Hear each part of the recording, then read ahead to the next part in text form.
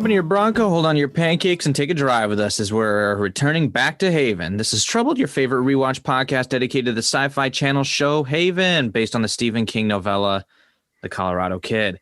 I'm your first host and our father-son podcasting duo, Alex French. And I'm your co-host, Rich French, the only French who has a mother who created her own unit of measure, the frackometer. All right, today we are talking about episode 11, The Trial of Audrey Parker, in our rewatch podcast. As we always do, we like to do a quick summary in the first 10 minutes of the episode, just so people who haven't been watching can kind of catch up without needing to rewatch the episode necessarily in this rewatch podcast. And it's marked in the show notes if you kind of want to skip over this section and get straight to the ratings and discussion and beyond. All right, so this episode begins with Audrey, Duke, Julia, and two guys that we haven't met before playing poker on Duke's boat, right? The Cape Rouge. Yeah, the Cape Rouge. What are the two guys' names again? I called Rain Man and Non-Rain Man because we don't get their names till like very close to the end of the episode. So Audrey gives a name to Rain Man. All right, and then so Rain Man's name was Ezra, right? And the other brother who goes unnamed for like it feels like almost the entire episode is Tobias. Tobias, right? And I missed Ezra initially, even though I've watched it twice. And maybe I'm wrong. Maybe we'll have another bet. All right. I feel more comfortable just calling him Rain Man and Tobias is Non-Rain Man, but we can run with it. Okay, so we get a scene of that, and then we flash over to the Chief and Nathan, right? Yeah, the Chief and Nathan are chatting. Chief's trying to invite him to have shrimp at the Gull with him. He's trying to, make peace with Nathan. And then Agent Howard walks up, and Agent Howard is talks to the Chief. Where's Audrey Parker? Chief's like, it's night off. And then he's like, Chief's trying to play the local cop being difficult with the FBI. Nathan doesn't want to tell him. And then Agent Howard says, Chief, you have to order him to tell me. And he tells him, hey, she's on Duke's boat, the Cape Rouge. And then Nathan's pissed at Chief because he wanted to have time to warn Audrey. We kind of go back to the boat, and something's fishy about the way Ezra plays poker. He's constantly got winning hands, and for a bit he's letting them win. So Duke suspects he's hustling them, but he says, hey, since I cleaned you out last week, I just wanted to kind of let you win a few games to feel confident. They take shots. Audrey doesn't take hers. She throws hers over her shoulder. And then she gets, I think they're kind of all chatting and shit. And then is that when she gets the call from, she notices that she's missed a bunch of calls from Nathan, right? Yeah. So she calls Nathan, and Nathan's like, hey, give you a heads up. Agent Howard's on his way. And she says, Agent Howard's on his way. And then he's like, I'm here. Boom. Title credits.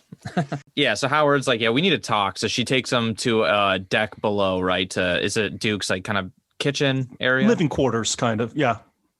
So they kind of have to talk, and Howard's like, yeah, we got to talk about what the fuck you've been doing out here. Like, your reports are, you haven't reported in. I don't know what you're doing. Like, we got to figure this out.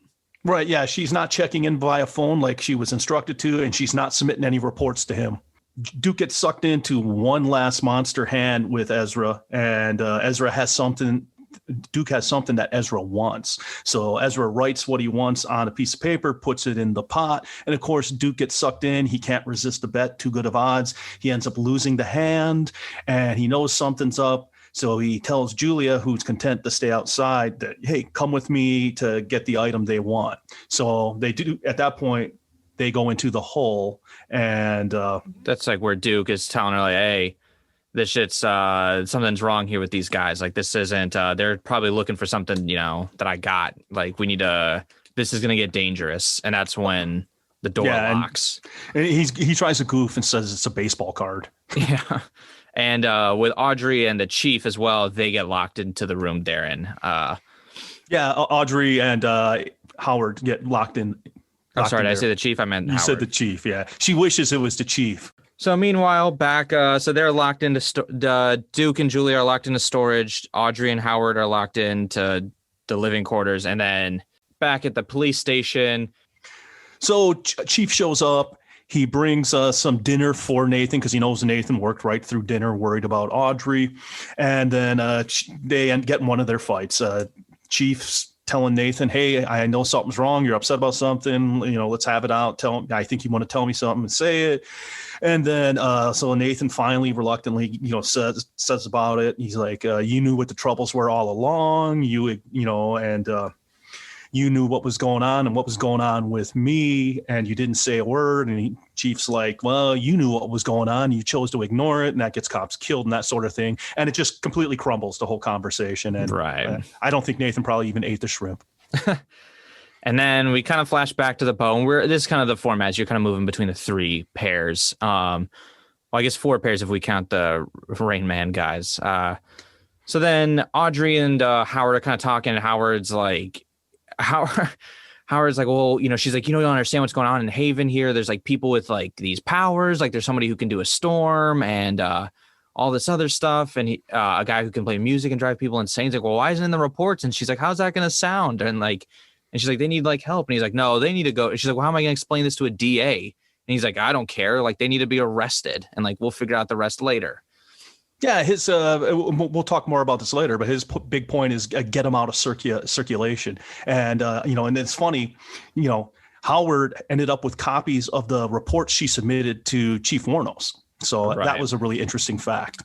Right. And then cutting over to Duke and Julia, he's getting the arsenal ready right now. They're locked in. He's like, oh, I got this secret hatch and I got a bunch of shotguns and shit. And like, I'm going to get us out of here. And she's like, what the fuck's going on? Like, why do you have all this stuff? Like, and he's like, oh yeah, I guess I'm a smuggler, criminal guy. And I got all these boxes of illegal contents that I don't look into. I don't know what's on it. And they're trying to steal one, like surprise. And she's kind of getting on his ass about it. And they're going to go through the secret entrance when Tobias, shows up and seals it up. And Duke tries to shoot him, but the guns are not loaded. And they predicted what he was going to do and took all his bullets and sealed off his escape hatch. And then next we return to Haven PD, where Nathan and Chief get into yet another argument. Part three, right. And, Chief pressures him. And Nathan just finally kind of snaps, and he's like, Chief mentions, hey, I know you're upset. We both miss your mother. And then Nathan explodes, and he's like, yeah, selfish bitch went off and died and left you with your idiot son. And so you raised him the best you could by ignoring him.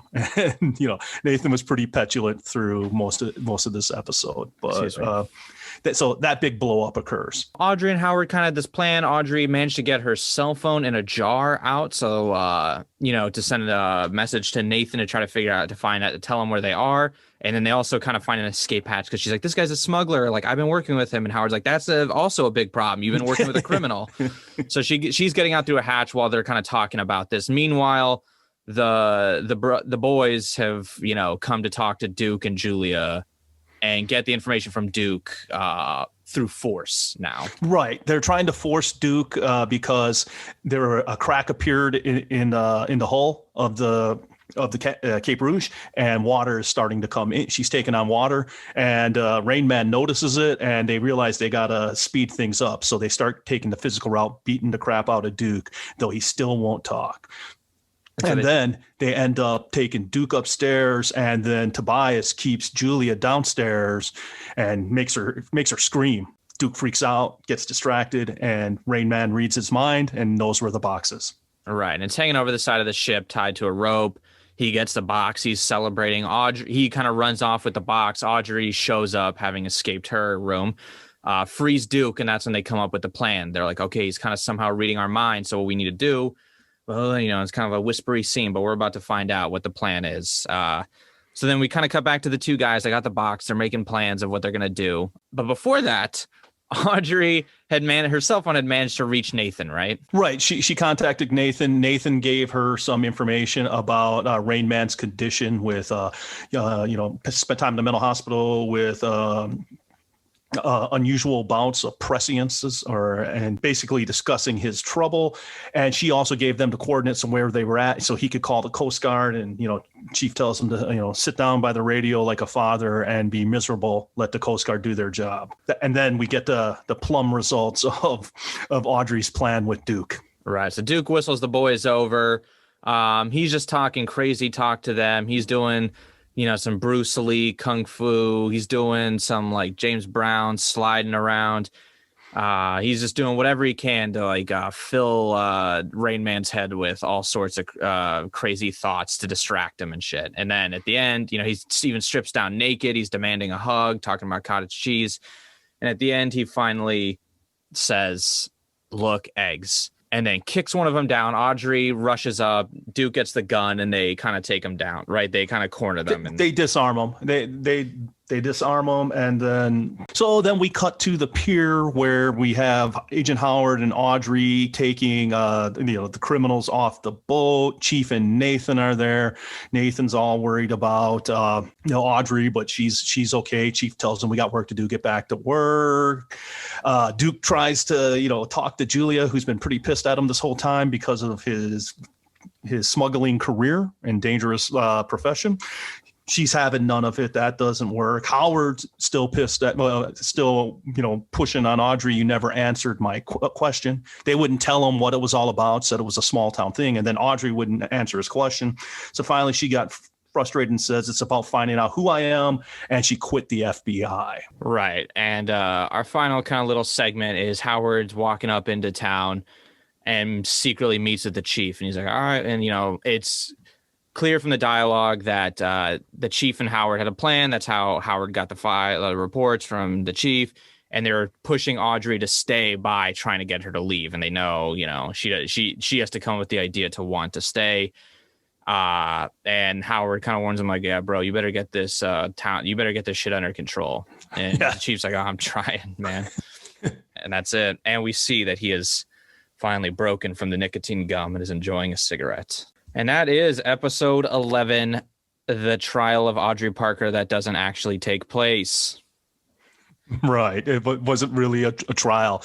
At every moment when she was going to be pressed, she had a new development. The first one was smashing the portico and, trying to make a call. Then the next time it was the cell phone in the jar. And then it was, I found the escape hatch. So it was very convenient how it was set up. Well, I think in the commentary, and we'll get to ratings here in a second. In the commentary, Ernst says, oh, yeah, I came with the episode title, and then we wrote the episode. So it's very clear that the episode title isn't going to be this like cool, that there was maybe a conceptual idea. I guess that's redundant. A concept that he thought of, and that this kind of, when you go from idea to paper, it a lot of the time transforms. And I think the episode title wasn't apt anymore, but they just stuck with it anyway, even though there's not really a trial. It's more like the semi-interrogation of Audrey Parker. Well, yeah, and I think the episode is titled Ahoy. I feel like that'd be more appropriate.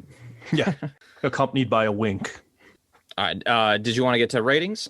Yeah, let's talk about our ratings. I enjoyed this episode quite a bit. I mean, it was really fun. There were tons of great lines in this one, and I really liked it. So, I mean, there was plenty of humor. A lot of information, was revealed, being behind everything and running shit like someone may have theorized in previous podcasts. After they had watched the whole show before. That's a fair point as well. So I give it, I liked it a lot. It's probably, I've rated it too high. I have it as an 8 on the Frenchometer. It's probably a 7.5. I give it an 8. I give it an 8. Okay. Yeah. I mean, not that I'm like, hey, change your answer. I'm just saying, I agree that I think it's an 8. How do you feel about bottle episodes in general? That didn't sound like really interesting to me. I seemed like just being cheap. And I understand you're under a budget, and maybe sometimes as you get towards the end of a season, you might have to, to make do with the budget you have, you might have to do something. But at least it's not like, the second iteration. The original iteration was a clip show, right? A clip show, yeah. Where they basically Howard asks her questions, and then they just show clips from the show. Flashback, which is just so cheap and shitty.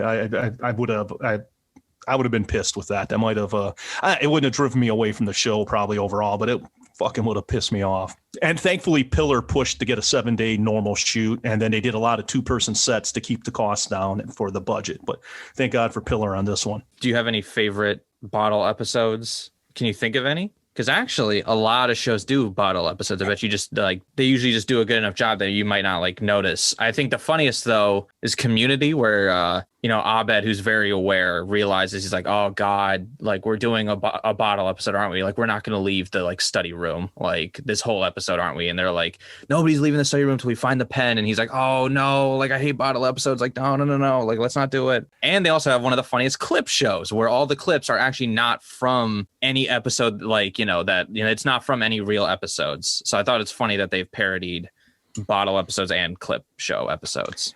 Yeah, I mean, I'll be honest with you. Before this, I never knew what a bottle episode was, so I don't know if I could really, off the top of my head, think of any like bottle episodes I really like.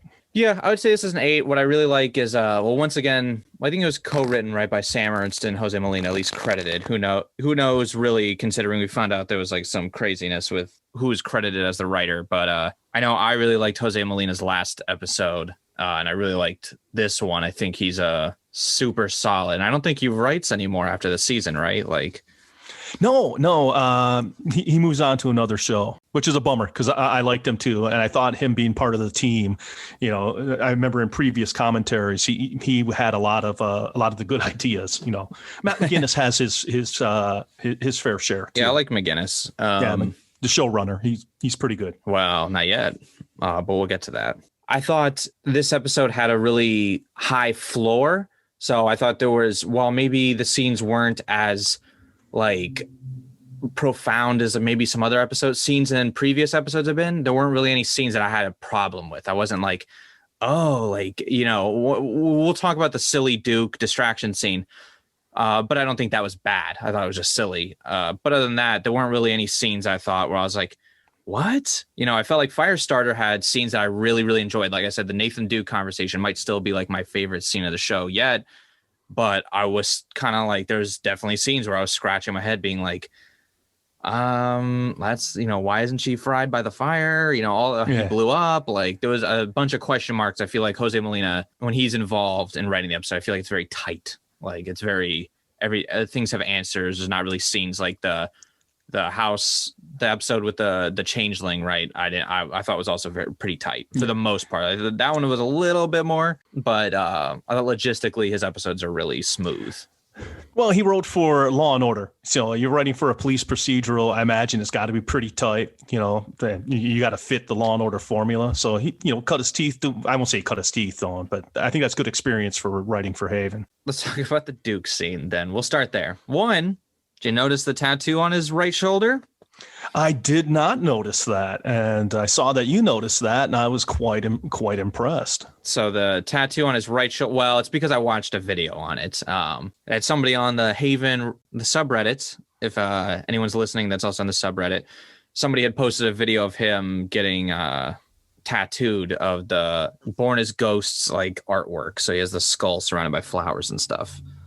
Which is like his real life tattoo. And so on the Haven subreddit, there's a video posted so you guys can find it if it's still near the top. But we only saw that because he had to strip down to his skivvies, right? Yeah. He had to get down to his skivvies, and I actually liked it. I thought it was kind of funny. I think you can kind of make the case that he was, if Rain Man Ezra gets, can anticipate your thoughts. If you're just doing all this random crazy shit, that makes it hard for him to process, and overheats the melon a bit. Not explode his head as much, but but kind of explode his thought process. And coming back to that Duke scene, there were some things about it I really loved. I loved the Ralph Macchio reference, the original Karate Kid. And I'll admit, I thought the James Brown move was pretty smooth. That's what he said in the commentary, that he didn't like the Kung Fu movement, but he liked the James Brown move. Yeah, I thought it was pretty good. It was pretty good. You could slide your breath to it. Yeah, that was pretty good. Free Dalbo reference. Hopefully you've been paying attention. Yeah, like I said, I was, and I think one of the big things is that it's clear that Audrey is enjoying the shit out of having Duke do all this crap and that, because I think she wanted him even go further than just the briefs. Yeah. What do you think of the underwear choice? I thought it was odd, but I get it. He's a model. At the time he was, doing the cologne thing and modeling. So, attract to the viewers who would find that sex appealing. Yeah, I didn't think the eggs, his like, look, eggs line was it was a bit of a not a great in the commentary. He's like, yeah, I feel like I wanted to think, what would Jack Sparrow say? And I feel like that's not what Jack Sparrow would say. I didn't think he nailed that part.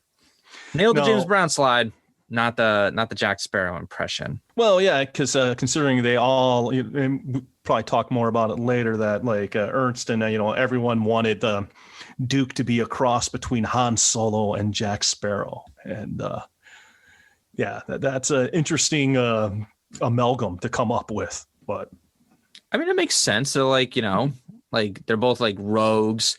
They're under what's the word I'm looking for? Under, not appreciated, I guess, underdogs. Like people don't think they think he's scruffy, right? They don't think Han Solo can get shit done. They don't think Captain Jack's a real captain.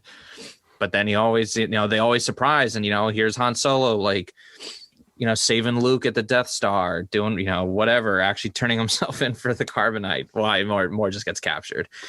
Right. Captain Jack manages to pull this shit off, gets the ship back, survive, gets out of the underworld, blah, blah, blah, blah. So I see like I think they're both, they're like dashing, charming rogues, right? They're just a bit different in like terms of interaction, whereas like Captain Jack is more, for lack of a better term, just seems wasted like the entire time. Whereas like Han Solo is more gruff, right? So I can see where they have like a fusion of that going, right? Sometimes Duke's a little rude, like Han, and then other times he's a little silly like Jack. I did like that Audrey tossed her drink over her shoulder, her shot. It was very Bruce Wayne-esque, where she's like, yeah, okay, we can have a beer or like a drink, but I'm not doing shots and shit. Like, I'm not getting drunk. Because she's actually, and that's actually a good sign too, is that she's actually there to investigate the guys, right? Ezra and Tobias. Yeah. And she's actually on the clock, even though she, because we see her had a drink. And I was like, that's weird. She's had a beer before. I guess she just doesn't want to get fucked up. But she's like, yeah, well, no, I'm actually like, working a case. Well, I caught it at the time, but it didn't register to me until later what she was doing. And I'm like, that's very clever, actually. And I probably should have figured that out right the first time. But it came back later. I caught it. It didn't register what it really signified. And speaking of the poker match, you play quite a bit of PlayStation 4 poker. I don't know what the game's called. Yes, it's a Texas Hold'em game. I like to play for about a half hour before I go to bed at night. Well, they weren't playing Texas Hold'em. They were just playing 5-card. Yeah, regular typical. How are they doing? Poker. They were getting their asses kicked by Rain Man. It was just because, since he could read their mind, he knows when he's got them beat. So he's only going to bet on hands. And then somehow he went on like a 10-hand run. But how are his hands that crazy though? Like his hands, he was getting full houses, 4 of a kind. Like it. I understand like his predictive abilities, but come on. Yeah, some of the luck with the cards, because what I would see is him occasionally losing because he knows they got a better hand than him. So right, he folds right at the start because he's like, I don't need it. I'm not gonna. There's no way to win this one. But he seemingly had winning hands every fucking time. So yeah, so based on his abilities, how it would mean 10 times he would have to get better cards than the both of them in a row, and that's just not not feasible. It's not plausible statistically. Do you think he could? Do you think Ezra could predict Audrey's password to her computer that Nathan had to? It's a crazy one. I don't know if like computers will let you use passwords like that. They'll be like, yeah, that's way too weak of a password. Yeah, I think most kids around 5 years old could guess that password. So yeah. But Lucy, good old Lucy, just Lucy, and Audrey said, why. I knew that password was too easy. No shit. All right. I can't remember in 2010 if strong passwords were out yet, but I think they were. I'm pretty sure there were strong, and I'm sure pushed on an FBI laptop, it wouldn't let you put Lucy as the password. No, there's no way. And it's also like presuming she didn't have that before. Did she have to change a password at some point in Haven? She was like, how about Lucy? And I was like, what? Because it's all about Lucy now. But and one funny thing that comes out of that scene is that it's Chief's idea for Nathan to punch in Lucy, and he kind of serves a little humble pie. He's like, I may not be the best father, but there's a reason I'm the chief. Yeah, I liked that. You can I guess thought it a was pretty cool. juvenile password. Well, it should have been probably the first thing, after Audrey and Parker. It should be the next one on the list to try. Yeah, the Chiefs' chiefly abilities. Do we think so? At the end, when he shows up with Agent Howard, he's trying to look inconspicuous as he's hiding by a house, wearing his uniform, a Haven PD jacket, and an HPD hat. Yeah, that's totally incognito chief. I had to look twice to make sure it was Chief Warnos. Yeah, well, I was just kidding. Obviously. One of the most ridiculous things was like, all right, I'm going to hide out by this house. Maybe no one's going to like recognize me. I'm just in the chief outfit, and this HPD hat should cover everything. It's like, it says HPD on your hat. People, they're going to look at your body size. How many cops are there? Probably not that many. It's a small town. They're going to recognize your body shape and be like, yeah, that looks like the chief, the guy who's been the chief of the town for like 30 years or whatever.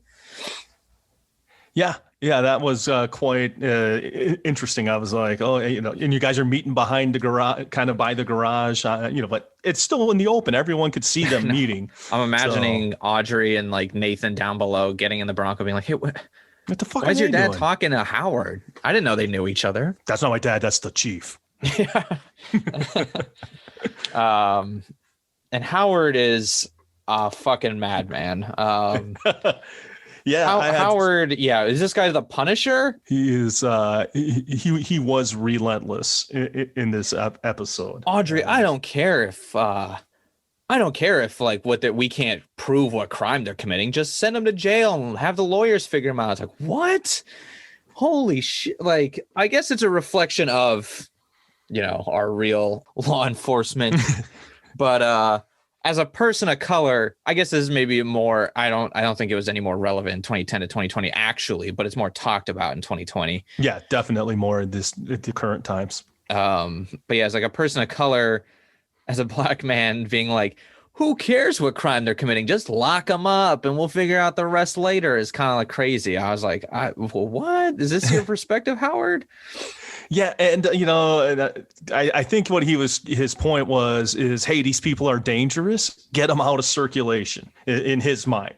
Whereas Audrey's like, I can help them. And yes, we cover. She doesn't come out and say that, but yeah, they kind of cover up for them, but they almost always find a creative solution for them to manage their trouble, right? Except for Matt, we had to have Matt explode himself. But also to bear in mind, Howard was totally bullshitting, right? His whole intention was to get Audrey to stay. So none of that was actually his opinion. But if I'm Audrey, I'm like, what the fuck? Like, I looked up to you. Yeah, that was... But it's all fake, obviously, because him and Chief are playing a game. Exactly. And, well, and they had their great little exchange when when he's like, yeah, you're sitting here holding hands with the children of the corn. That was one of many references. We had 2 King references and a fucking bizarre third reference. So the first reference, like you just said, yeah, children of the corn. So we got a King reference right there. And then on the books that Audrey has to move out of the way to find the secret tunnel was a Stephen King book called The Tommyknockers, which at first I was like, oh, I saw Stephen King's name, but I couldn't read the title. I had to go back. And then I found out that it was Tommyknockers. I was pissed that I missed it. Yeah, when I saw that you had noticed it, I was like, "Damn it, the kid's kicking my ass today on noticing cool shit." The third reference was fucking weird. I did not get what the third reference. Oh, I got it totally. I didn't get it until I listened to the commentary. I was like, "What the fuck is he?" And it's a generational thing, right? I was too young. Yeah. Because Howard, Audrey's like, "What was up with that FBI agent who was obsessed with UFOs?" And Howard's like, "Oh, he was a genius." I was like, "What the fuck are we talking about? Like, is this another sci-fi show that's on right now?" It's obvious in retrospect, but like, think about that. I essentially missed the boat on the cultural phenomenon of the X-Files. Right? Yeah, I thought it was fucking hilarious. She's like, "Yeah, you're cracking on me, but you trained Mulder, from X-Files, and he went off the rail. So hey, own that shit." And I just thought it was a super cool reference by them. I just thought it was so weird. Yeah, it comes out of left field, but he's FBI, and she's cracking back because he trained Mulder. I love the idea. Yeah, and obviously obviously they probably can't. They can't say Mulder without getting some licensing from. So they have to be coy about how they do it, which I liked. I thought it was funny. I mean, that whole exchange was one of my favorites. Of the whole show. I mean, I love that holding hands with the children of the corn. That was pretty damn good. I'm going to give them credit on that one. So I guess we kind of already talked about this, but Howard having copies of AP reports. I was going to ask you what you thought about that, but obviously we all know he was colluding with Chief the whole fucking time. And yeah, because at first he was like, "Yeah, you're not really reporting in," and then he was like, "Here are the reports," and I was like, "Hey, well, wait, what?" Like that, he's like, I got him from the chief, but I was like, what? Because at first I was like, well, how do you, if you were reading everything, then why are you worried? I mean, I guess she's not reporting into him, but well, and once again, we know he's not really worried. He's worried about what's going on in Haven, really, and he just wants, he's just trying to get her to stay there. So you know what, Howard. You know what Howard needs to worry more about is getting a fitted suit.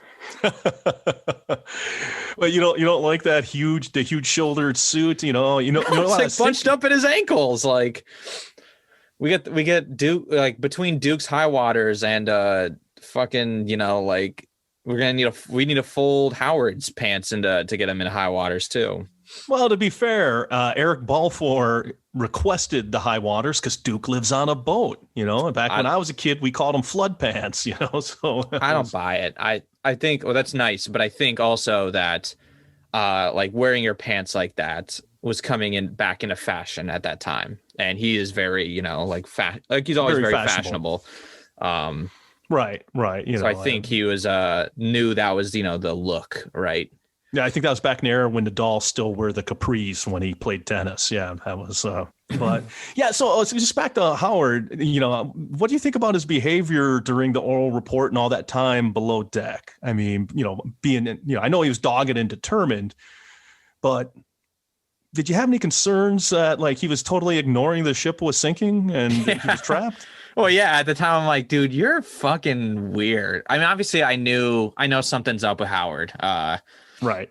Because we watched a bit further on. So I know like there's some shit with Howard that, there's some advancements later on down the road. So obviously I'm like privy to that. But I was like, bro, you got your priorities ass backwards. And she's like, yeah, I got to get through this like hole. And he's like, you're colluding with a smuggler? I'm like, you guys are going to die. Like, fucking get into fucking gear, bro. Like, I'd be like, yeah, I'm coming with you. Like, I wouldn't be like, I guess I'll hang out here. I'll hang out here and wait for you. I'm just wait till the water gets up to my neck before I try to get through there. I mean, really, was it impossible for him to get through the secret hatch himself? I just don't. Yeah, I just thought that was weird. He don't want to tear the suit. Yeah. It's like, do you fucking know how much this suit cost? Like, I'm not crawling around and shit. Yeah.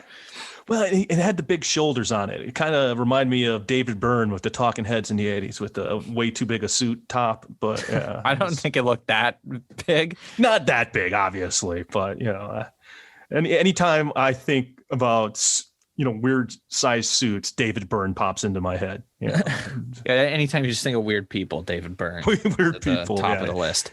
Yeah. On to Julia. I see the exact same problems that I saw with Jess in Julia, that she kind of molds to a situation to provide a certain type of conflict that doesn't necessarily, like, to me, the fact that she didn't know he was a smuggler I was very confused why she was being so aggressive with him. Like, what's going on with they want this box? And I was like, yeah, what do you fucking think's going on? And she's like, wait, you're a smuggler? Like you're into illicit stuff? I was like, yeah. Everybody and their fucking mother knows Duke's a a criminal. You don't want to know what's in the box, even if it could hurt somebody. And surprise, he was gonna shoot that guy in the face. With He's gonna blow his fucking head off. He wasn't even to have a discussion. He tried. He pulled the trigger. Yeah, I pulled the trigger. Yeah, really fast. If they didn't have bullets, he would have been dead. I mean, yeah. On the island in the like Shining Hotel, he had that axe. He was gonna fucking kill someone. Like he was ready to kill.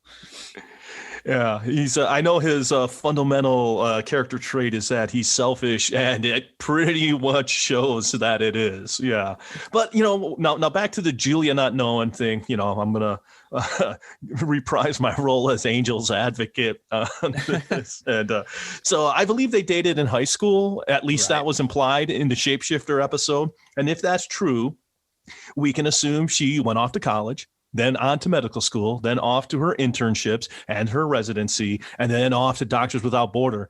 It's conceivable she's been gone since she left high school and hasn't come back because she has a frosty relationship with Eleanor. So I think it's possible she could not know that Eleanor. I mean, yeah, that's fair in terms of like, so, and we talk about this often. There is a difference between the information that exists within the world and the way the information is presented to the audience. So in the Ball and Chain episode with Helena, when we were talking about the lobster trapper or the lobster poachers, right? We talked about a scene where all that information that was given to the characters was already known by us. So that to me is a waste of a scene because we should, I mean, it depends on like the storytelling technique, but it's really not entertaining for you and me to watch Audrey and Nathan find out something that we've already know definitively. Like, we're like, yeah, she's the succubus, dude. Like, we know she just fucking banged Duke. But them finding out is unentertaining. That scene should have been excised or rewritten. Similarly here, that I think one of two things need to happen is one, it gets confusing because when we meet Duke as a slime ball right from the start, right? Like, we're introduced to our first notion of Duke is from Nathan's perspective, which is telling, right? That's important, that the first piece of information you ever find out from a character is from Nathan and it has a negative connotation to it. So we're always going to have that he's a criminal type thing, right? I like that one. I remember that for like one of the first lines is everything about this guy is a pain in my ass. Yeah, exactly. That's Nathan. He's not a cursing type of guy. So our notion of Duke is that he is this kind of criminal, selfish, pain in the ass. So if we were introduced to Duke before without that, and we're like, oh, Duke's kind of a nice guy, and then over the course of the pilot, we're like, oh wait, Duke's maybe not so much of a nice guy. This would be understandable for Julia to be like, wait, what? Like, that's one of two things. One of two ways I thought is that one, we needed our perspective of Duke can't really ever fit into the way Julia sees him, so it was hard for us to get in that mindset. Or two, which is the way easier option, is to establish earlier that she doesn't know any of this shit, which would have been convenient because in Julia's introductory episode, that was also written by Jose Molina. So a line there should have been how she's like, so Duke, what are you up to these days? And he's like, oh, I import things. Yeah, like, and restaurateur, bar owner. Yeah, and us, the audience, be like, oh, he's lying to her. She doesn't know that he's a criminal, right? But like, them in these like fucking poker games, and in the last episode he was implying he's gonna go fucking murder somebody. Like, kill him before they kill him. Yeah. Like, I'd been like, yeah, Duke's a little hardcore. What's going on here? Like, it's interesting because I know like the writers, one of their key emphasis that they wanted to get out of this, key points of emphasis they wanted to get out of it is that Duke is he's not immoral, he's amoral, and his profession is dangerous, but he's amoral. So he doesn't have to look in the box.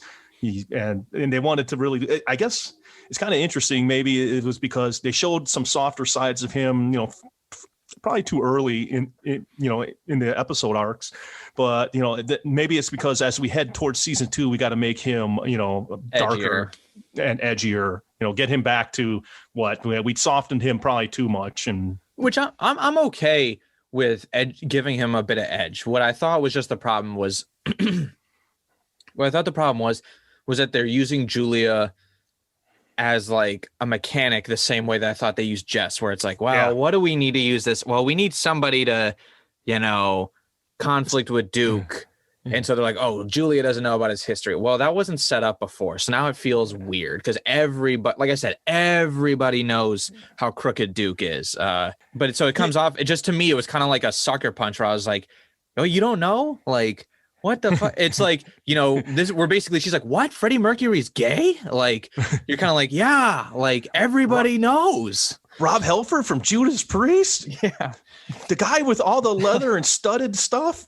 No way. Yeah. So like, it's just kind of this like, yeah, everybody fucking, with his like, it's like that person. I don't know if you ever encountered this, but it's that person you went to high school with. That's like, you're like, oh, well, what's your job? And they're like, well, I'm a salesman. And you're like, oh, okay, you're a drug dealer. Like, it's that like thing where when they say, you're like, when he's like, oh yeah, I do imports. It's like, oh, okay, you fucking, do illegal like smuggling, importing, and exporting shit. Okay, like there's always like some smart ass way they say it. So to me, it's weird that this like very intelligent person didn't figure it out. Also, last episode, she fit in perfectly with the group. You'd also think Nathan would be like, hey, like you used to date him, but you might want to be careful this time because also you would assume they all went to high school together, so she should know Nathan too. Unless there's like rival high schools that they went to. Like Haven West versus Haven East, the Blue Bloods versus the poor kids, Haven's riffraff. Yeah, and maybe even though she's the daughter of a like EMT or whatever. She's a doctor. I was listening to a past episode, and it really irritated me that I made the comment about her being an EMT because I saw that shit online, and she's clearly a doctor throughout the show and a medical examiner. So, I think she was an EMT back in the past, not currently though. Like I think she meant she was an EMT back when. She was on a rotation for training back during the Colorado Kid murder in '83. So to me, I kind of find that Julia is falling in the same place where they're like, oh, we need a fourth buddy in the group. So we're going to throw Julia in. She's like super cool with Audrey and Nathan and like, and she's cool with her ex-boyfriend. Even though she apparently doesn't know jack shit about any of these people. She's gonna be like, next episode, she's like, wait, Nathan, you can't feel anything? What? Your dad's the chief? You never call him dad. Yeah, that's So they got rid of Swiss Army Jess, so now they have Swiss Army Julia. Exactly. She's is a tool to fix any problem. So I like Julia, and she's obviously gonna have a bigger role, I think, towards the end. But I do feel that they've now twice used a female supporting character as, like you said, the Swiss Army character of like, whatever role. She's a kind of like arguing with her mom. We need her to conflict with Eleanor, so she'll like, so we're having them have these, her being like a petulant child to her mom, and then she's best buddies, and now she is totally oblivious to who Duke really is. It was interesting, and I totally get your perspective on that. So I guess I started the episode being like, there's no low points. This isn't even a low point. It was just a kind of weird where I was like, what? And I think it's compounded by multiple things done throughout the season, not necessarily a problem in this episode in particular. It's more like retroactively, I think. And I'll put the blame on, I don't know, Melina, but people in the past 2 episodes should have figured this part out better. Like, and all it takes is literally one line to fix, is 2 lines, I guess, is her being like, what do you do now? I also noticed you own a restaurant and a boat and have money. Like, what's going on with that? Where do you get it from? And then to return to the X-Files thing real quick, in the commentary, Sean Pillar is totally trying to take fucking credit for like coming up with that line. Yeah, like Ernst is like, well, right. Jose wrote that, and he's like, well, I suggested it to him, and I was like, okay, I wonder. I suggested to him over the phone, and just between us, no one would have any record of this. And if Jose disputes it, he's lying and fired. Yeah, we've had a few instances of that as we've gone through the season with people questioning writing credits, and and when you work in the writer's room, I guess I can see that happening, and. Yeah, because like we're going to talk about the special features and actually show the writers' room with them, how that kind of what it looks like, and I can see how that could happen. Pillar. I got a couple things to say about or to talk about with Pillar in the commentary. Yeah. So Pillar, what was a funny thing was the helicopter shot. Did you hear them talk in the commentary? They talk about this helicopter shot towards the end of the episode as they're returning from their little I don't know, let's call it Audrey and Howard's adventure at sea, ahoy. They as they're coming back, there's a nice helicopter shot of Lunenburg, the town, Haven, shot, and generally everybody starts just like fucking, giving Pillar, the business, being like, yeah, you really loved that helicopter shot and you insist. And he's like, yeah, the director of the episode called me up like furious because we cut out this beautiful shot because we had to have the helicopter shot. And everyone's like, yeah, you really loved that helicopter shot. And you're bringing it up all week being like, have you guys seen the helicopter shot? Have you seen the helicopter shot yet? And Lucas Bryant was not really letting him go on that one, kept bringing it up. Yeah, and speaking of the commentary and doubling back to Julia Carr, what do you think about that part when they talk about her and then Eric Balfour just goes in, she's got a nice bum, and then they're like, oh, we hired her, and then we realize, oh wow, she's hot, and I'm like, what are you talking about? That was weird. I thought I think Lucas Bryant made fun of him later too, right? I think Eric Balfour was talking about something else and Lucas Bryant was like, yeah, and he got a nice bum too, right? And yeah. But that wasn't the key like what moment for me in the commentary. The key moment for me was from Pillar as well. His holy triumvirate of comments in this one was when Audrey is coming out, she's up top on the top deck and she's like in her tank top and jeans and stuff. And Pillar's like, oh man, I just want to say, like, you look really good in that. Like, you look really hot in like a tank top and he's like, I just think girls with guns are so hot. And I was like, dude, what the fuck? Like, you're like, I get, it's one thing to be like, oh, like, I just want to, I just felt like it was maybe a toe over the line. I won't say like he fucking jumped the line. He's not a. Yeah, no, he shouldn't be like blacklisted or anything. But it was. But I was kind of like, yeah, tone it down, bro. To be like, oh, Emily, you're looking fucking hot, with that gun and that tank top. Yeah, and I was like, okay, like. Oh, and then Balfour doesn't help by she's got a nice bum, and I'm like, oh, or now you got Pillar started, yeah. Or Balfour being like, yeah, exclusively, only let women in white tank tops into my poker games. I was like, I know you're just trying to make a joke, but this just like implies like something way weirder than I think you meant. I don't think he meant anything weird.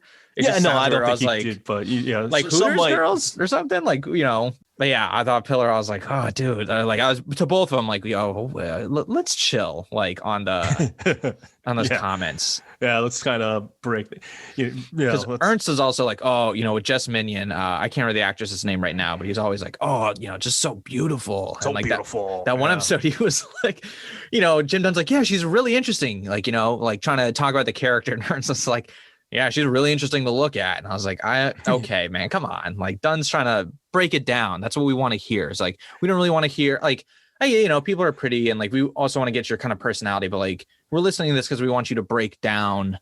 Like, we want some of the funny stories, like Emily Rose being sick on the ship and wearing the pink Snuggies, like a funny story, and having to jump right back into stuff. And, those are funny stories. And Duke, with the, like, what underwear options are funny stories. We want to hear that. And we want to hear insight into the characters and stuff. Yeah. Which Emily Rose seems to be more into, like, trying to give real, tactical insight. And then somebody be like, yeah, but she's got a nice bum, right? And you're like, oh, no, I want to hear, like, what they have to say. Like, come on. Yeah, that's Dunn's got plenty of juvenile stuff in these commentaries before too. Yeah, and I'll say the special I features. don't like being juvenile. He made me laugh. I don't like being juvenile. I'll say he made me laugh in the special. I don't remember what the joke was anymore. I think it was the last joke he made. Oh, he was like, "See you on next year's DVDs things." They got out of me. The commentary was wild on this one. For five people, I feel like is too much. Yeah. What do you think? Yeah, it was too easy to get distracted and go down rabbit holes. Mm-hmm. I mean, there was some little interesting notes that came out of it. Like since Lucas is from Canada, so the guy who plays Howard his name is Maurice. But in Canada, they pronounce Maurice Morris. No, I think that was a joke. Was it a joke? Yeah, his name is just Morris, and then Eric Balfour was like, "Yeah, that's the Canadian pronunciation." I think was like that was like a bit.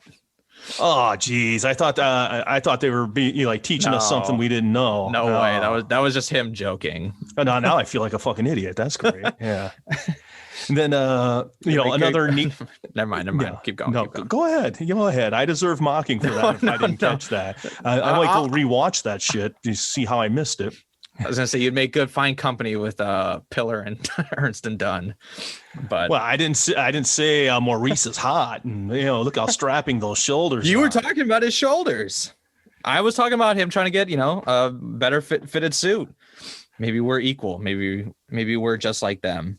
Yeah. Maybe we were talking about Duke's underwear. This is time of self-reflection. Maybe we're over sexualizing these male actors too. Oh, I get caught up in giving these guys too much credit. It's also a lot going on at once, like there's like 5 people talking. So you're like, and you're kind of like sometimes, and they're jumping topics so fast and interrupting each other and shit. Like I think Lucas Bryant was saying, he's like, yeah, it was really weird because my dad showed up when we were shooting the scenes at the Chief, which would be crazy to like, your real life dad showing up. And Ernst had he just like threw in this comment like, yeah, and he was totally drunk. And I was like, what? Like, yeah. What? Like, I mean, I know you're joking, but like give him a second to fucking like tell his story about his dad. Well, because he jokes, Lucas is like, my real dad shows up, and I'm like, jerk or something like that. And he's like, no, I'm just kidding. He's like, I love my dad, but and it is, and that was one of the things I had observed as well, was that, and noticed that was kind of a cool thing. Yeah, your real dad's on set while you're arguing with your TV dad. That's just that's an interesting dynamic. Well, it also must be nice to be like, to break out of the character and be like, oh, like here's my like dad, I actually like and love. I don't have to, carry these feelings of a negative relationship. Yeah, you try to pretend that with me. I know, but yeah, I pretend it with everyone. All right, just pretend I hate everyone. Okay. You think I'm like Chief? Yeah. And, I don't think you're like Chief. Stuck with my idiot son. You have nowhere near as much like spy abilities as him. I don't think you could manage to get the Haven jacket and HPD hat on. And, I don't hide your identity. I don't have an incognito mode. And I know you don't like shrimp. No, I am not going for shrimp. Not just good God, no. But yeah, that was like I said, full circle. It's a fun episode. And one other thing, commentary is Eric Balfour actually calls Ezra Rain Man as well. So I think I was justified in my nickname. And I was like, I thought I was being clever, but even Eric thought that. What do you mean? Not that Eric's not clever. Yeah, let me take that back. I want Eric on the show, but not saying Eric's not clever. I mean, we love the V, man. I named my drink after it. So the fake blood he was talking about in the commentary. So Duke gets beat up and he's got fake blood. Well, before I get into the fake blood too much, but they're like, yeah, we really wanted him to look, fucking roughed up. So like we said, not just a little dribble of blood on his mouth, like action movies. No, I almost had to like, if I had liquid in my mouth, I might have done like a spit take. I was like, you literally did that last episode. What are you talking about? You had a lady get blown up and all she had was a dribble of blood and no scorch marks or like singes. Like you can't say like these action movies where there's just a little blood coming out of the corner of his mouth. I was like, you just did that. Vanessa. Yeah, Vanessa. And Duke's blood looked fine. I think there should have been like bruising makeup like on him. You know what I mean? Like your skin doesn't look nice when you're getting punched. You got like bruises and like, like marks. Yeah, but sometimes it takes a little bit of time for the bruises to develop. Yeah, but you also get that kind of like spotty look. Do you know what I'm talking about? Like, it's spotty. Then it goes yellow. Then the like the shiner appears. Yeah, because like the blood's burst underneath the skin, right? So you're getting little like specks that like you can tell you've been like hit, and then it develops into like the dark bruise, and then the yellow. So like you can see when people have been hit and shit. His didn't look great, but also I know their schedule's fucking tight. I didn't realize it was that tight when they were talking about it, like doing it in like fucking, what was it, 6 days? Yeah, that's hardcore to me. That's like intense, like a whole episode in 6 days. I guess it's only 3 like location, well 4. You start getting more locations the more you think about it. But back to the blood, he noted, he's like, yeah, it tasted horrible. And I was like, that's funny. I was like, because I've tasted like fake blood that they use for like movies and shit, and it tastes like chocolate. And at least the recipe that I like tasted. And then he's like, yeah, it tasted like chocolate and coffee, which I don't like. And I was like, what the you don't like chocolate or coffee? Like I can understand one or the other, like, or like you don't like sweet things, but like black coffee's bitter, chocolate's sweet, like then there's like sweetened coffee, I guess. Like, so I can understand not liking that. But I was just like, I mean, I guess that's how you get that body, is that you don't like chocolate. Yeah, you're not drinking coffee or chocolate. You're eating a very defined diet, possibly personal chef, professional chef. But yeah, I thought it was funny because I liked the taste of the movie blood, the chocolate movie blood. I hope it's movie blood, because I once in the Army had a soldier who liked to drink his girlfriend's blood. And I was like, that's just not good, buddy. That's just not good. There's a reason why you're a private. I'm a sergeant. Don't do it. It's neither here nor there. But well, if we're talking blood. So, okay, well, one kind of cool thing that wasn't really in the commentary, but I just kind of stumbled upon it just because I was curious, because I'm pretty sure they mentioned the Cape Rouge before, the name before. Yeah. Kind of like how Ezra earlier in the episode, I missed that, but I couldn't remember when, but I'm pretty sure they have. But this one, they mentioned it a few times. So I actually freaking looked into the Cape Rouge, and like the episode, that's the name of the boat in real life. It is the Cape Rouge. Oh, okay, that's cool. its real name. It was renamed the Rhine Atlantic II in 2003, but many still call it the Cape Rouge, which I just thought it was funny. And I was like, Cape Rouge, and there's a Cap Rouge area of Nova Scotia. It's actually Cap Rouge is, they got part of it's in Quebec City, so it's very much part of way of their life there. I wouldn't be surprised if Cape Rouge was like the name of Ernst's dog or something, Yeah. Yeah. And this was built in 1967. So, but here, art imitating life. In March 10th of 2014, it started sinking. It started taking on water. Oh shit! Yeah, it had gotten too rusty, I'm guessing. Ice had gotten into the pipes and started bursting pipes, and it took on water, started listing, and the wiki says it sunk, but I read an article that they had salvage crews were able to get it upright on, eventually. So I don't know if it actually did sink or not, but I couldn't find any article on it sinking. I found articles that they finally got someone to stabilize it. So I don't know if there was a demise of the Cape Rouge, or Rhine Atlantic as they technically its name. So I just thought that was really neat. That it was I kind of looked in on, how when you're just kind of thinking about things, and I was like, yeah, Cape Rouge, let's see if that's a real name. And then I found it, and I was like, holy shit. And then I went to the wiki, and I'm like, you would have thought they gave it a name specific for Duke, but. Yeah, but I feel like Cape Rouge sounds cool. It sounds like something Duke would name it, Yeah, Cape Douche? What? No, yeah, you say you want Eric Balfour on the show, but I do. It's the character. It's not Eric Balfour. Hell, man! Tonight, when you called me to get started, what was I listening to? Born as Ghosts. Light on. It's a catchy song. I kind of like it. Are we gonna get Born as Ghosts tattoos on our shoulders? No. I'm the only tattoo I would ever consider is the Green Bay Packer G, and I still don't think so. I don't know. No, I don't. Now, you, I could see with a nice tattoo. Maybe a little Born as Ghosts, on the forehead. Your hair is long enough. No one's gonna see it. Well, the skull, I would just tattoo the skull onto my face, right? Yeah. Right next to the teardrops. And Lucas Bryan had a pretty funny joke too about that. There's blood coming out of Duke's eye, and they're like, yeah, that's real blood tears. And Lucas Bryan was like, yeah, you got that in prison.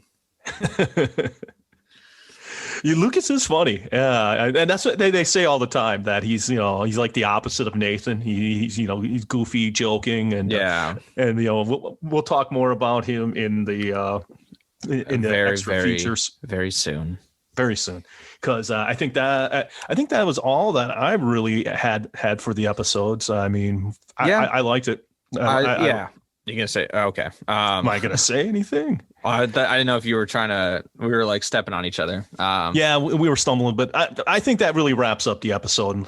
I loved the Nathan and Chief scenes. I did, despite my confusion, I did like Julia and Duke's scenes.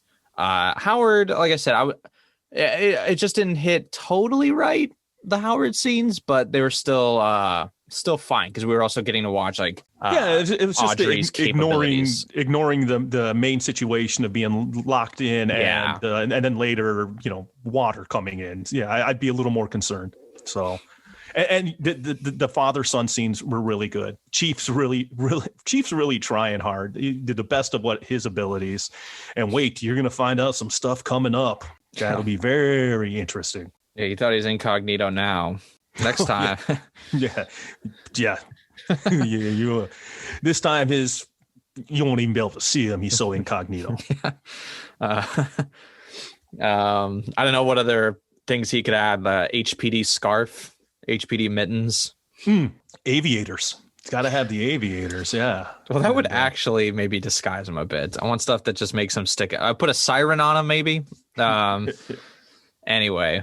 Well, if the jacket like on the back in like big letters said Chief, that would he turns around and it's like Chief. Yeah. So no one knows who that is. Bedazzled. How many Chiefs do they have in Bedazzled? Yeah. How many Chiefs do they have in Haven? The bedazzled one and the non-bedazzled one. And Julia would be like, "There's a chief?" You're like, "Oh my God, is this?" She doesn't know. Who's the chief? Yeah. Newspaper. They have a newspaper in Haven. They're brothers. All right, so let's move on to the special features. Right? They're not as good of brothers as Dave Attell and Joe Morton would have been. So just throwing a past reference in. Anyway, back to the special features. We watched the special features on season 1 Blu-ray. Just because we have some things planned for episode 12 and 13, so we thought we'd sneak them in now. Warning for anyone who hasn't watched but has the Blu-rays, but who has access to special features but hasn't watched them yet and doesn't know future things are going to happen in the show. Be careful. It's almost like they exclusively talk about the last episode, where they're like, "Yeah, we're here to talk about the whole season, and all the clips are from the finale." So be careful. Give stuff away. Like they did in the last in previous commentaries, gave stuff away. They gave stuff away in this commentary. Okay, so let's talk through some of these special features. What do we got? What do we all got? Let's start at the beginning. So we got the making of feature. So the bonus features have kind of like different segments, and the first feature in the making of is Welcome to Haven, and in there Adam Fratto talks about the Colorado Kid and the hard crime fiction series. He's one of the producers, right? One of the producers, and all of that. If you want to get way details on the King aspect of this, our Patreon episode on the Colorado Kid covers it all thoroughly. We cover it so well you won't even want to listen to it again. No, just kidding.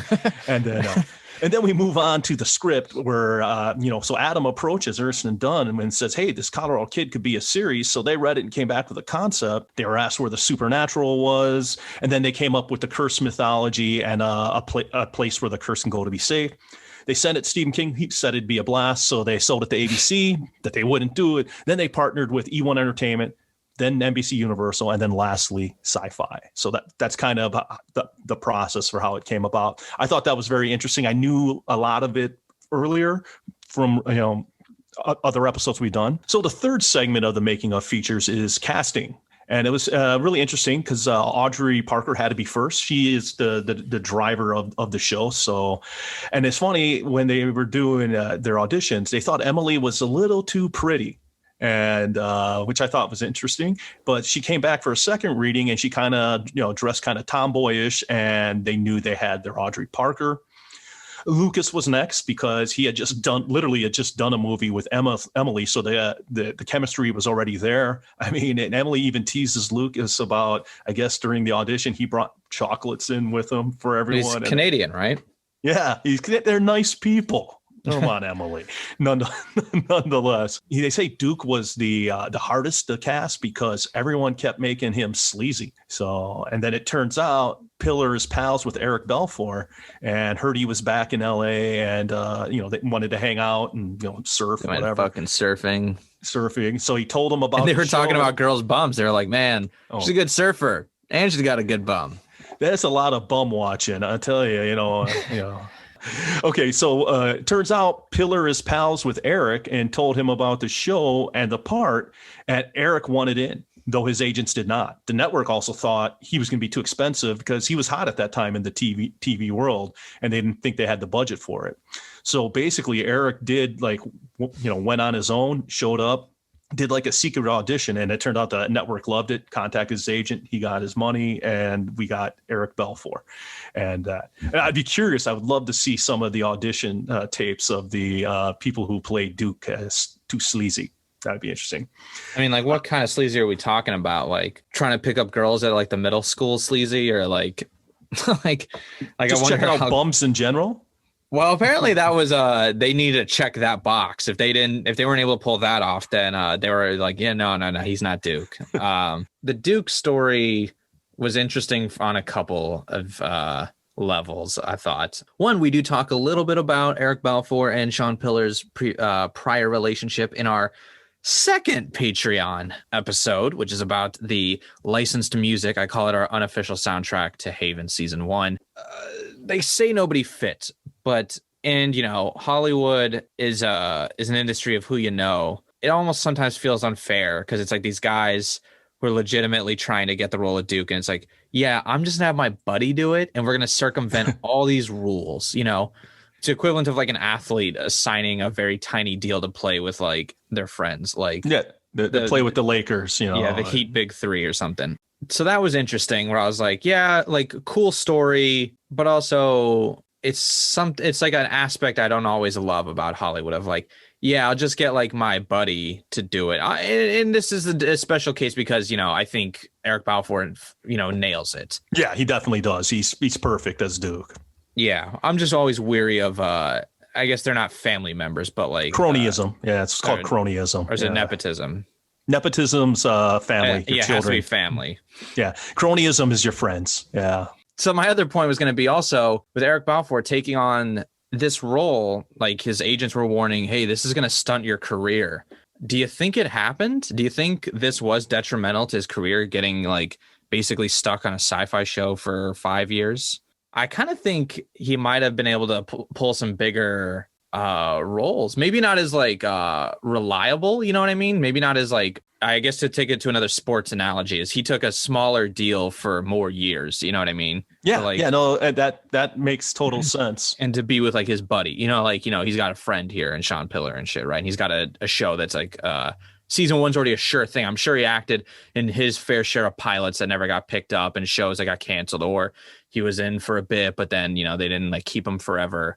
And this was like a guaranteed leading role versus like trying to grind through, or like a feature, right? That, 1,000 things can go wrong with a feature before release or during release or post release to fuck it up. And, is he sick of doing shit like Skyline? Is he sick of, having inconsistent roles in 24 or like, well, Skyline, what was it, Haven that got him, or was it Skyline? Because Skyline was a pretty crappy movie. Yeah. Man, you were really not making the case for us to get Eric Balfour. I'm not blaming Eric. Anytime any flaw is a writer's problem, a director's problem. It's not Eric, man. He's gold. Now he'll be like, you're constantly kiss on my ass. They're not legitimate. Yeah, brown nosers never. No way to win. No way to win. I guess we'll just go back to insulting him. No, I'm just kidding. No. Yeah. So I wonder if Haven did stunt his, potential rise. I wonder about that. I hadn't actually thought of that, but that's interesting. It's possible, but he got to work on a show with one of his close friends. Probably became buddies with Lucas and Emily over the process. I mean, all of like the things I see, it looks like they had a lot of fun in that, and he got steady work for like six years, right? 5 seasons, but the last one's a double. Yeah, I don't know. I like your analogy of taking more years at less money. That's because I feel like he still could have like flamed. He still could have had trouble in his career of not landing a really secure role or like getting that you know what I mean? Like there's actors who are grinding and finally get there. Like John Hamm will, he's got Don Draper. He's always got Don Draper like in the bag, right? Like, or on his trophy case. I mean, not even talking about like literal awards won, but he's always got Don Draper is this great role, right? And so many actors, strive to have that one character that everybody loved, or like that was their role, that like, you know, and he, you know, might have never, and I don't know what he was actually looking for as an actor, but I would imagine it's like something like that. Okay. Well, I'm not saying like typecast. I'm just saying, you know, he still wouldn't have had, I would say Duke is a nice definitive role for him. It's just that because it was on Sci-Fi, it wasn't viewed as viewed by as many people as like something like Mad Men or Breaking Bad. And obviously I'm talking about like TV shows that are fucking, you know, astronomical, like in terms of popularity, but like, or is his ambition, I guess, differently fueled? And he's like, no, I wanted, like, I love acting and I wanted a consistent thing. And this also gave me consistency to do like other shit I wanted to do, like modeling and music and stuff like that. And like, or, you know, maybe it's just like, I wanted time for my personal life. I don't know. Yeah. And, maybe that's something we can ask him if he ever comes on. Yeah. I don't know about after this. It's been such a roller coaster. Oh God, we love them all, and just because if we have sometimes get a flaw with some of the writing, whoever the behind the scenes people don't like, that's who we'll just tell them. Just pick some. It's that PA's fault. I knew PA's fault. You can never trust a PA. Yeah. So going back to casting. Next up was Chief, and Pillar and Lucas both wanted Nick Campbell very much. I think I mentioned earlier, Pillar and his kids and Nick's kids grew up together. And then the Teagues, they got I always forget, Richard Donagad or something. I never can remember their names. Yeah. And they're apparently were, and they're very famous, Halifax based actors. And they were so good that each one of them could do the other part. And they didn't know which one to cast where. Apparently they were that good. They could do both parts. So, and that kind of knocks out the casting. They don't really go deeper into it.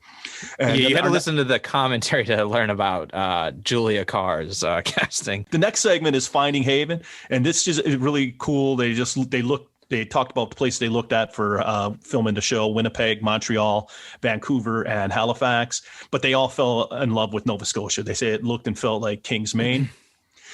They were worried about finding local crew members who had enough expertise. They brought in Eric Kayla to be the director of photography, but the rest of the cast is locals. And they were like kind of worried they'd be able to find qualified people, and they didn't. It turned out great. The whole crew did a great job.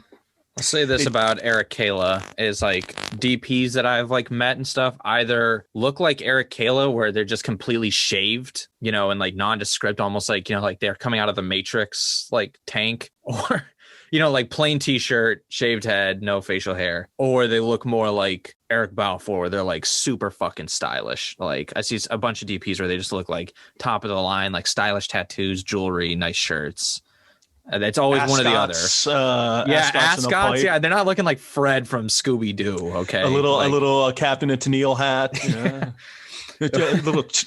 I think I'm describing Charles Nelson Riley. Yeah, the little match game. No, I was just saying, Eric Kayla, when I saw him, I was like, yeah, that's some of the DP. That looks like a DP. One of the two options you got. Yeah. So then kind of the last little blurb on Finding Haven is, most of filming is in Chester, Lunenburg, and Hubbard's. The soundstage is a hockey rink. I know we've mentioned that in other episodes, so I won't beat that one to death. It was on Ball and Chain. The tennis courts where Eleanor was embarrassing herself was outside the hockey rink. Well, Eleanor was embarrassing the game of tennis. I mean, anyone who plays tennis that watched that, it probably set their game back for like 2 years. The hockey rink featurette was funny, or moment was just funny because they were talking to the production designer, and she was like a local, and she seemed really nice. I really liked a lot of the stuff she was saying, how everything has to look kind of antique. I thought that was really cool, really great direction. But then she's talking about, the hockey rinks, and they're like, oh, we can't actually be on like the concrete. They have to put down flooring, and they have to go on, and then we have to build on top of that. And I swear to God that they cut her. They had to have cut her like audio, like they spliced in, they edited what she said, because it cuts away from her face, from her, confessional to the hockey rink. And so she's like, yeah, like, that we had to, bring in our sets, and it was fantastic working on Haven. I was like, yeah, I feel like that's not what you cut together a couple conversations to make it sound way more positive. And I'm sure she wasn't like, yeah, fuck this show or anything. Like, I'm sure she didn't say that, but she was probably like, yeah, it was a huge challenge and not a fun time, and really made our jobs a pain in the ass or something similar to that. And they were like, yeah, why don't we just cut it so she says it was fantastic and help the show. It was probably bullshit. It was probably like a big pain in the ass. And she's probably thinking, what are we going to do to the damn concrete? Yeah. I mean, I understand that you got to build the fake floors, but I think the bigger pain in the ass was the ice melting, where they wouldn't melt the ice sooner until hockey season was over. And then they melted the fucking ice and then let them build. So they had to start building shit before they could even move in there, that I imagine was horrible. Have you heard that Canadians like hockey? No, that's new to me. It's a news flash. Yeah, Julia Carr's gonna be like, wait, you guys like hockey up here? Hockey? What the hell? That's kind of covers that part of it. And then the next section is creating Haven, and it covers just the sets they built and finding Duke's boat, and nothing too exciting. We already talked about most of that stuff. And then the last piece of that segment is Stephen King's world. And that was just real briefly. They didn't have a mandate to do more King stuff, but they did, do the references because they're all fans and they like them. And once again, of all the King references, they insist on only showing the one from the finale, where they're like, we had all these King references, and they just keep zooming in on the same one. And you're like, yeah, what? We just saw Tom. Well, I guess they didn't, because the special features would be, you usually would watch them after the season's done. But it's like, yeah, Tommy Knocker, Firestarter. There's been many throughout. So they didn't have their mandate to do King stuff. They did, but they all felt they were blessed to get King's approval, which I would be. Hell yeah, I mean, King's approval. Even King approves of something I'm doing, but I'm happy. Yeah, Stephen King, they could film a whole TV show and be like, oh yeah, by the way, we shot it in like cotton candy colors. It's all pink and blue, and King would be like, looks good to me, and slap the sticker on it, seal of approval. And this guy approved the most recent It movies, which were total fucking ass, in my opinion. Yeah, they were. And he's discerning. He's discerning. Come on. I don't know. He approved Under the Dome. Not really cool. But I mean, there's a bunch of good King like adaptations for sure. Just some of them where I'm like, yeah, well, were you fucking asleep? Were you asleep when you like approved this? And then he hates like The Shining and doesn't like Dreamcatcher too much either, the movies. Which I get The Shining. I get his problem with The Shining. Dreamcatcher, I'm not so sure. I think because they changed the ending, right? Yeah, they did change things. I mean, overall, though, I really liked the movie. I think it's very well acted. I thought the actors did a great job. Okay, so our next section is visual effects, and I'm not a filmmaker or writer or anything like that, so it really didn't interest me much. I can for me it was kind of blah. Break it down to like 3 points. They used Stargate, a lot of CGI and green screen, and shot mostly in the day, and then use CGI to make it at night. That's what I took from it. So I thought the day for night stuff was like interesting, because it comes down to like questions of cost and I don't know, the ability to do it. So I don't know if they could shoot could they shoot at night? Could they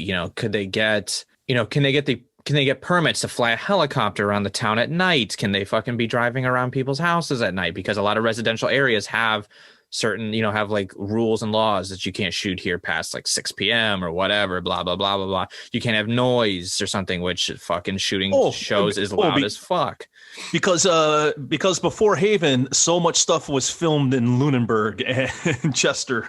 Well, they probably had features, which like would, if they ever had people from like out of town come shoot there, people from out of town are fucking, like film crews are slobs. No offense to any film crews. I know because I work on them, where a lot of it on not as tightly organized ones, it can get messy. And there's a lot of stories of them like fucking up stuff in towns. It's loud. Tearing up bars. Fighting with Joe Campbell over the tourist ladies. Yeah, that's not. I meant more just like trash. They, are renting a lot of the gear in town and stuff, and just like constantly asking for things. It's just a pain in the ass to shoot a TV show or a movie.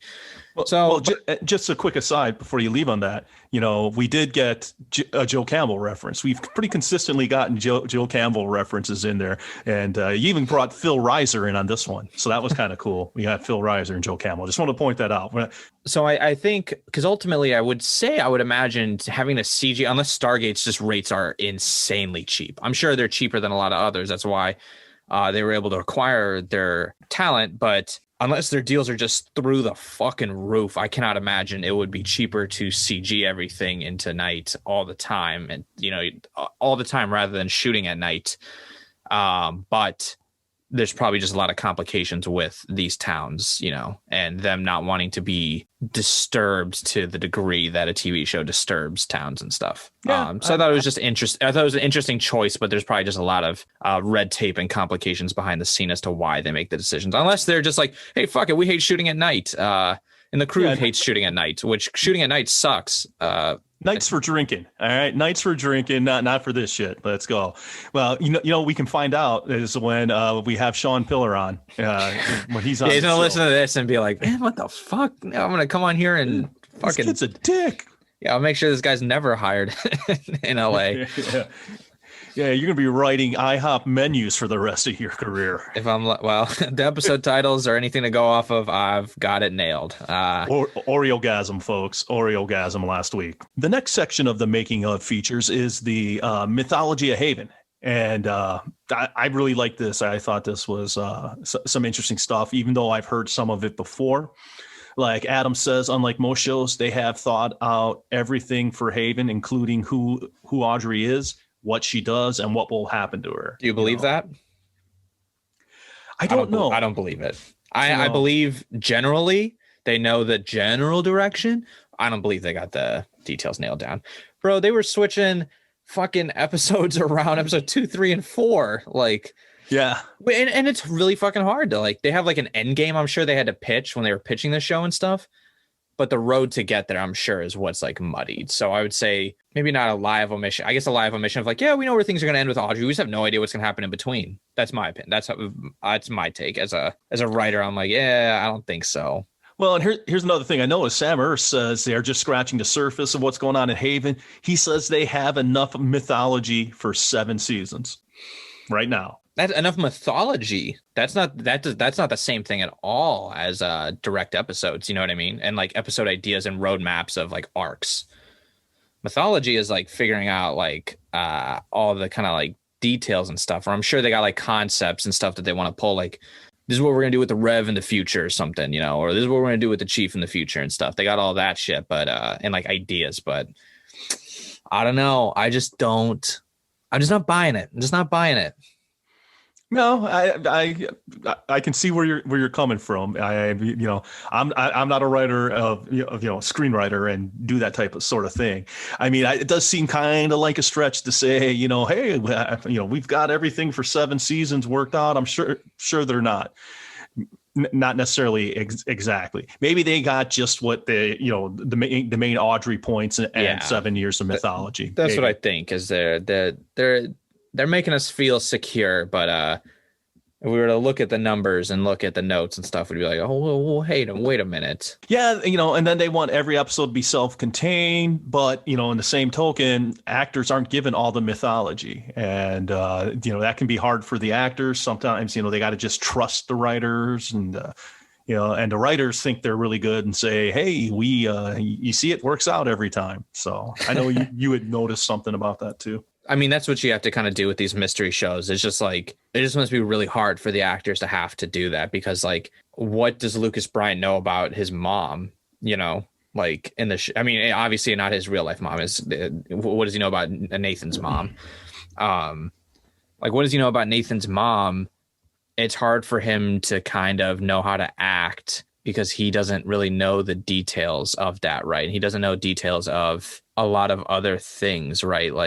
If he's only reading kind of episode to episode, every once in a while, then it's hard for him to kind of, or Duke, right? It's hard for Duke to figure out. It's hard for Eric Balfour to kind of figure out, because you want to lace those things in earlier and sooner, but it's more difficult to do that. But once again, it's kind of you're just caught in a weird territory, right? Where I 100% understand why the actors, can't give them everything. And then, for the actors, sometimes it's really difficult to be able to do that. Really, I think shows how good also the actors are for being able to pull off what they pull off consistently while they're playing with like half a deck of cards, Yeah, no. Unlike Ezra, who seems to be playing with like 5 decks, I'm fairly certain, in his pocket. Yeah, that was, and they all like those actors. Lucas in particular really likes them, says they're good. But that's from the commentary, not this.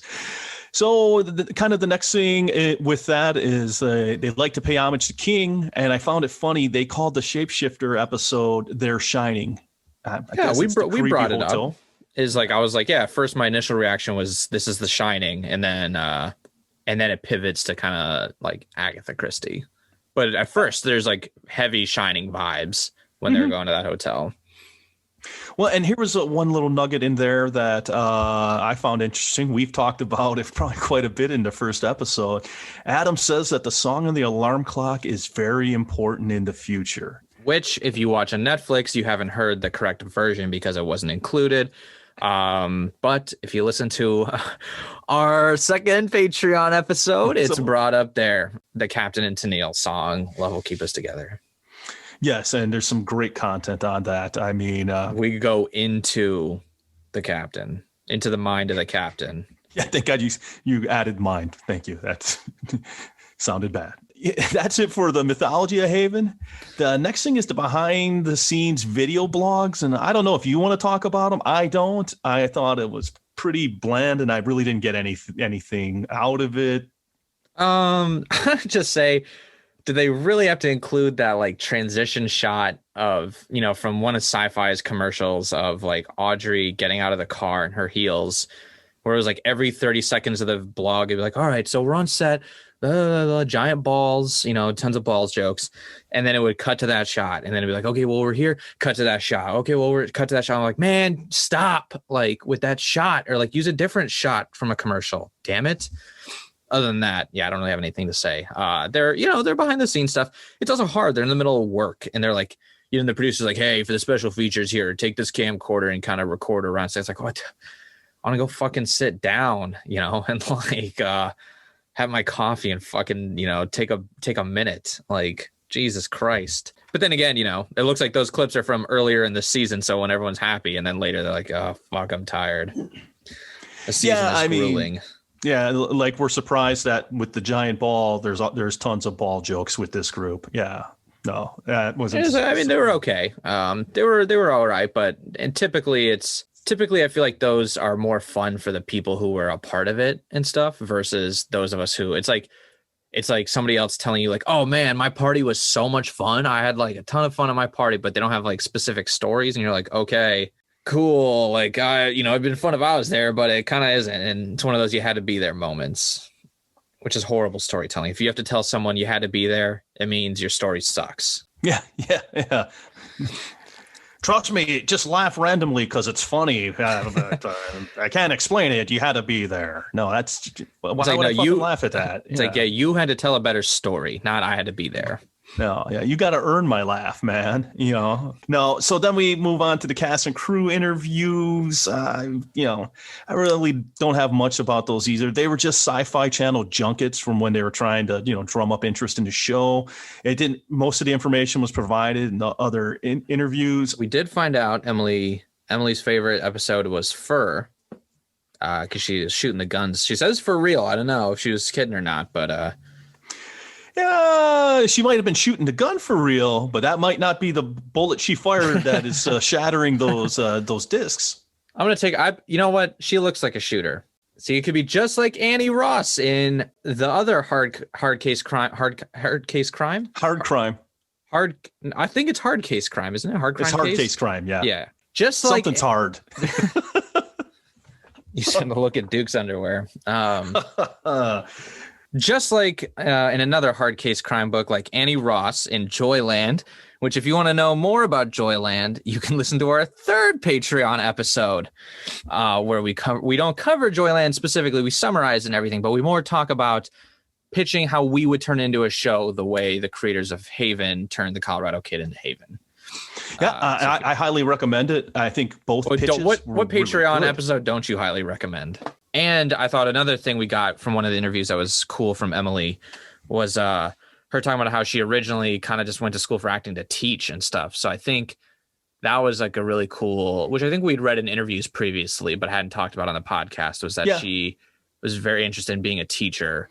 So I'd imagine, because we don't see her too much in movies and TV anymore, I wonder if she's winding down that aspect of her career and kind of moving towards wanting to teach acting. And that was from the Emily Rose Q&A, because that was kind of before they go into like the really cheesy junket promos. That was a pretty good one, because like she even said what her favorite superpower would be: teleportation. I thought that it's very practical. You know, hey, I'm shooting in Halifax, and now I'm back in L.A. You know, gonna snap of fingers. Favorite King project. I think you noticed this as well. Stand By Me. Yeah. I had observed that same thing about her being wanting to be a teacher after going to acting school. But that was really about the best thing that came out of it for me. And then our season trailers. So regarding the season 1 trailer, it's a pretty good trailer. It got me to watch it in 2010, and I liked it this time as well. I would watch the show. I know it's kind of a cop-out considering obviously we're doing a podcast on the show, but that's what I liked about the trailer. I thought the trailer looked like a direct-to-DVD, like 1990. Well, I guess it wouldn't be DVD. Direct-to-video, like 90s trailer. Like I was expecting, like, you know, the voice of like, in a town, you know, like in a town where, I don't know, Trump, I don't know, where the afflicted happens. And some John Carpenter music. Yeah, like this is Candyman 2 or something. Well, it was, the picture quality wasn't great. I wasn't as bad as the Sci-Fi Interviews picture quality. That shit looked like it was in 1980s. Well, it's because it was made like for just broadcast, so converting that into like 16:9 quality and shit for Blu-ray it just doesn't translate correctly. It costs a lot of money to do it, and those aren't worth the money it would cost to like do a full transfer. I would agree. There was very little good information that came out of that. Yeah, or like the time, it'd be like, is this worth it? Like I know like certain things you'll see like transferred up that, you know, are really popular. And then we get the season 2 writers room sneak peek. Now, I will say at this point, if you don't want any spoilers, you should probably skip ahead to the next segment, you know, to the, you know, the close and outro, because we are going to talk about things that they say they're going to do in season 2. So that's up to you. How much are we going to? Yes. But how much is relevant information that they really talk about? I felt like it was a lot of smoke up our asses. The 2 new characters. I think that's kind of that was like the most vague. I don't know. I was over there like, we're going to have a female character that's going to more than a match for Duke. Yeah, more than and then a guy that maybe Audrey might be interested in, but also, you know, there might be conflict. It's like, wow, that's the most generic fucking tease ever. We're gonna have a character that might introduce new elements to the show and have a personality, might even have dialogue. I thought they said he is a love interest, but yeah, I just didn't want to. I couldn't remember if it was like clearly defined or just like hinted at. Yeah. So, which is great, because now you know that before when this character gets, you know, I guess you'll have to figure out what new character that's a guy is the one she's going to have a romance with. I mean, since we've only seen the Rev once in one episode, can we count him as a new character and assume he's the love interest? Yeah. Oh, Rev's making an appearance before the end of the season and sets it up. So, okay. So covering that, I actually enjoyed the writer's room thing. I mean, we actually got to put, you know, faces to Sam Ernst and Jim Dunn. And, you know, I kind of like the way the writer's room worked. I mean, you know, I'm, you know, ex-director and manager. I love, and I'm a lean system improvement black belt. So I love whiteboarding, man. I love getting up there and, you know, doing process chains, and I love that sort of stuff. So it made me misty-eyed for my old career. But coming up to what they say they want to explore Duke and Nathan's relationship more. And in the first episode of the next season, the Rev's going to define their relationship for them. And then we spend time with the agent. Boy, this is a big spoiler. we spend time with the agent who says she's Audrey Parker. Maybe I'll just like blur your words so it sounds like Charlie Brown, like. Oh, I would like that. We spend time with well, I don't know how to do that. Oh, that would be cool if you could do that. Yeah. Matt McGinnis says Duke's defining trait is his selfishness, but he will be painted into a corner and will have to make some tough decisions. So I'm wondering. That's so generic. It's very generic and vague, but Duke's going to have some personal challenges, maybe like an arc. Not to shit on Matt McGinnis, because this is also like, it's like the athlete. God, I'm just like, if you don't like sports, like, I guess I fucked up this episode for you, but it's like, and they're like, you need to learn to like them. Yeah.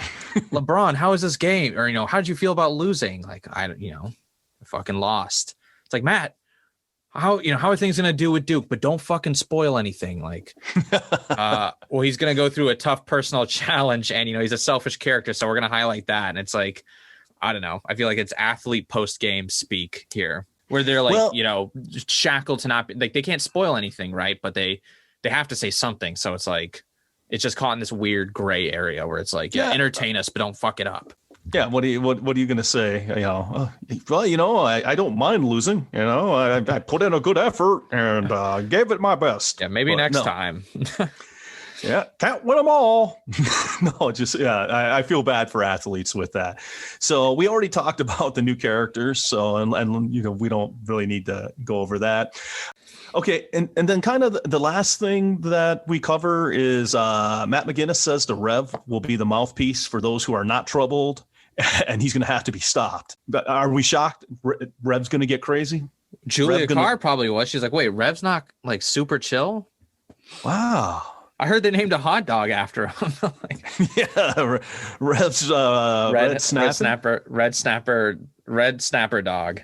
I like that Matt McGinnis is, because he wasn't showrunner for season 1, but he becomes showrunner for season 2, and I like the promotion for him to be showrunner. I like Matt McGinnis and the things we've kind of heard and read that his contributions to the show I've liked. So I think this is a good step forward. Because as much as and we'll talk about this more in the season review overall, I thought there was some disorganization in this first season, but that's also to be expected in a first season. To be expected to have some disorganization as you're kind of wildly trying to throw this shit together and you don't have anything like figured out. I mean, unless you have 7 years of mythology, as you're trying to figure out kind of all this shit out and like production, what can we do, like where we're shooting, blah, blah, blah, blah, blah. So a lot of things are fluid.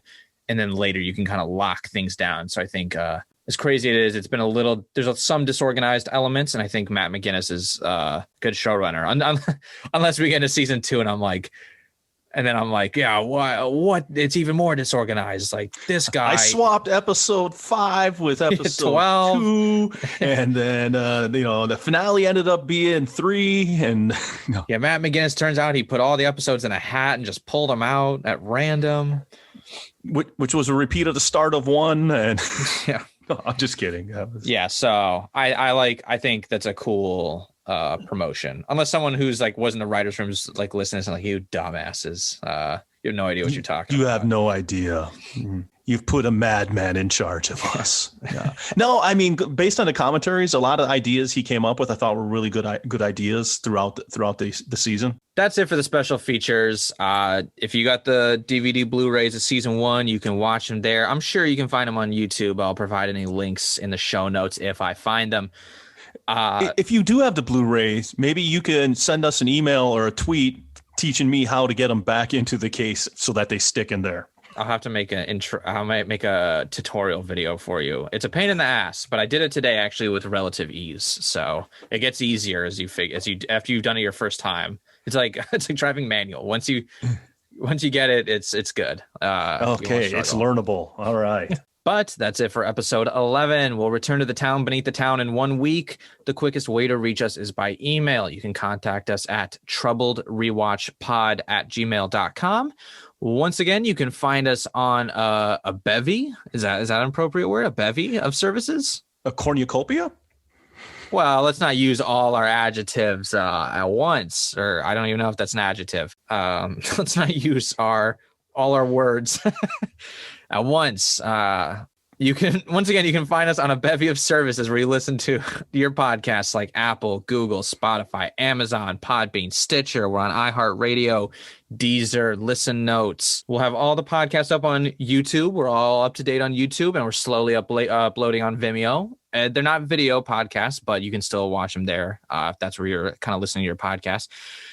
And it really helps us when you hit subscribe, or if you like, or even leave us a review, depending on the platform. If you want the podcast straight from the source, though, you can visit us at troubledpodcast.com. We'll have all our episodes, news, and all the like in one place for you. If you want to follow us on Twitter for updates, you can follow us at Havens Troubled with a capital H and a capital T. We love making the show for you, but there are costs. We want to upgrade a bunch of stuff for you so we can upgrade our audio quality and some of the services we use. To make it just a more enjoyable listening experience for everyone. We have a Patreon link in the show notes that you can follow. We have a couple tiers now. So a $1 tier is the Haven Tourist. That'll get you just kind of documents and a fan shout out. We've got our favorite fan, Frank, our first Patreon member. We like to shout him out pretty much every chance we get. All hail Frank! Our second tier is our Haven Resident tier. Our second tier is our Haven Resident tier. That's for $3 a month. That's that'll get you our Troubled with Extra Syrup episodes. That's our like side series that we have over advertised in this episode. Rightfully so. Right now we got 3 episodes out. Like we said, one covering the Colorado Kid, one that's kind of the unofficial soundtrack to Haven season 1, where we talk about all the licensed music like Captain Tennille's Love Will Keep Us Together, which you really want to listen to hear my dad's on his Frenchometer. That's a scale of 1 to 10, what he gave it. It is, you won't believe it. Then our third episode is covering Joyland, where we talk about it a bit, but we mostly cover our pitches on how we would turn it into a show. Then we have our final tier is our $5 tier, Haven's Troubled. Don't you want a cool superpower? Your superpower, if you join this tier, is that you can hear our director's cuts as well as a potential Zoom call with us. Yeah, and we'll talk about kind of whatever you want, if there's a specific topic, or you just want to talk personal stuff about the show, whatever. If you want to post it, we can do that too on any service you like. We're always excited for listener feedback, so we'd love to hear from you. So just contact us, and that's all I got to say. So this is me saying goodbye, Alex French. And thanks, Alex. I appreciate that. And I just want to share, echo Alex's appreciation of our listeners. We love having you listen. We want to hear back from you. We want you to be like Frank, who, contacts us with questions and discusses things with us, which we're really, really enjoying. And we'd like to do more of that. So please contact us. We do think there's some great stuff on the Patreon level. I know we joke about it and we maybe shill a little bit too much, but there is some great stuff up on there. And we appreciate your support. So lastly, and most importantly, please be safe and never let your troubles get you down.